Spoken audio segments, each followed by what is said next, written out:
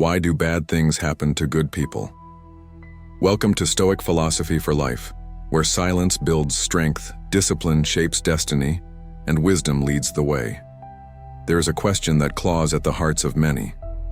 Why do bad things happen to good people? As if virtue were a shield, as if goodness guaranteed safety. But life is not a contract. Life is a crucible. We are not here to be spared from pain. We are here to be forged by it. Epictetus, born into slavery, beaten and broken, taught, "It is not things themselves that disturb us, but our opinions about them." The world did not owe him fairness, but he owed himself discipline, and that is the first truth we must learn. Misfortune is not always punishment. When misfortune strikes the wicked, we call it justice. When it strikes the virtuous, we call it tragedy. But what if misfortune is not a punishment? What if it is a summons? Seneca once wrote, "No man is more unhappy than he who never faces adversity, for he is not permitted to prove himself." Understand the depth of that. Adversity is not the enemy of the good man, it is his training ground. Hardship reveals character.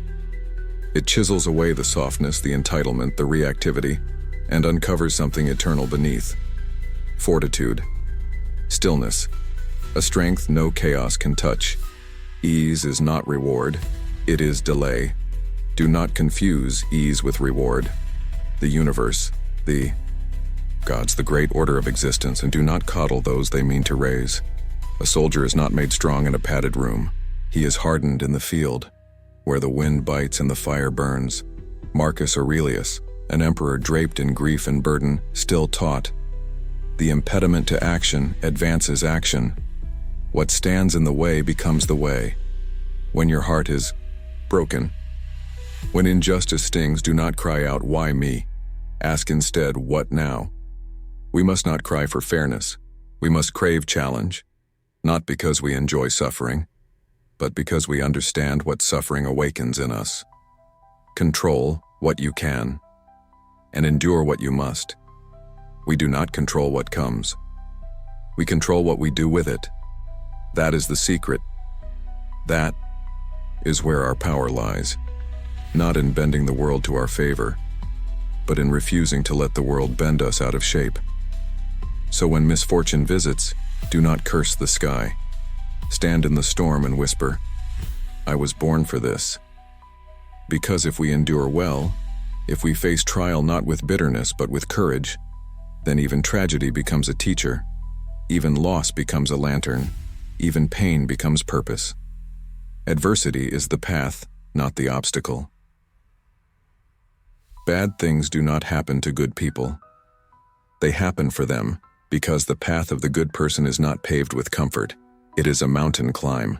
Each stone of suffering sharpens the soul. The Stoics believed the universe is not cruel, it is rigorous. It does not send ease. It sends preparation. The hardship you face is not a deviation from the path, it is the path. Cleanthes wrote, "Lead me, Zeus, and you, fate, wherever you have assigned me. I will follow without hesitation." Pain is the price of purpose. The good man does not merely survive pain, he walks into it with his head high. Pain is not his punishment. Pain is the price of purpose. To the Stoic, what matters is not what happens. It is who we become because of it. We are not defined by fortune's favor or fortune's cruelty. We are defined by our response. When misfortune arrives, the undisciplined soul curses the gods. The disciplined mind adjusts its posture. Marcus Aurelius reminds us, "If you are distressed by anything external, the pain is not due to the thing itself, but to your estimate of it, and this you have the power to revoke at any moment." When the storm comes, and it will when the storm comes, and it will, we do not ask, "Why me?" We ask, "How shall I rise?" Adversity is not the enemy. It is the fire that forges the blade.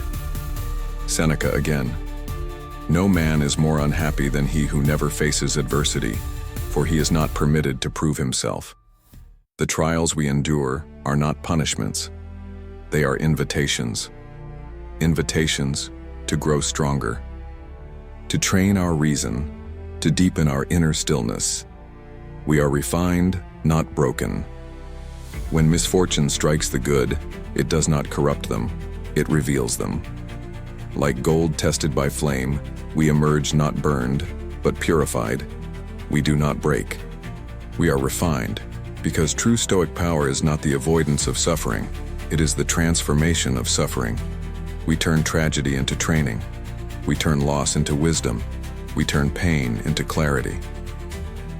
The Stoic way through suffering, if you seek the path of Stoic philosophy, understand this: you will not be spared, you will not be coddled, you will not be sheltered from the storm, but you will be forged by it. And that forging, painful though it is the only road to true strength. Hardship does not happen to us. It happens for us, because without hardship, there is no sharpening, there is no wisdom, there is no greatness. Conclusion: embrace the fire. If you are facing pain now, if you are standing at the edge of grief, betrayal, loss, do not curse your fate. Do not ask for an easier path, ask for stronger shoulders, ask for a clearer mind, ask for a deeper soul. Because the good are not spared the fire. They are sent into it, and they emerge, not ruined, but revealed. If this message stirred something within you, stay with us. This is Stoic philosophy for life, where the noise ends and the journey inward begins. Subscribe, endure, rise.